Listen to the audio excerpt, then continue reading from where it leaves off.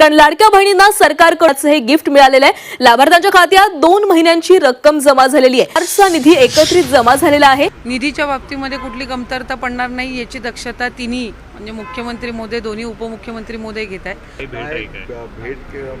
आम्ही 2 दिवसापूर्वीच साधारणपणे जाहीर केलं की पूर्वसंध्येला लाडकी बहीण योजनेचा महिन्याचा हप्ता हा वितरित होण्याची सुरुवात होईल। कालपासून ती सुरुवात झालेली आहे। त्याच्यामुळे पुढच्या 2-3 दिवसाच्या कालावधीमध्ये पात्र लाभार्थ्यांच्या खात्यामध्ये हे लाभ आपल्याला गेलेले पाहायला मिळेल। तो एक डेटा आहे जो माहिती व शिक्षण विभाग तंत्रज्ञान विभागाने आमच्याकडे दिलेला आहे।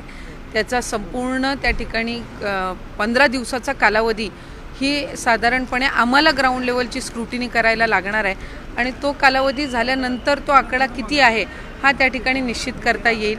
पण साधारणपणे किच्या व्यक्तींनी त्या योजनेचा लाभ घेतला असेल तर त्यांच्यावर कडक कारवाई आणि ती वसूल करण्याच्या दृष्टिकोनातून सुद्धा शासन हे त्या ठिकाणी निर्णय करेल।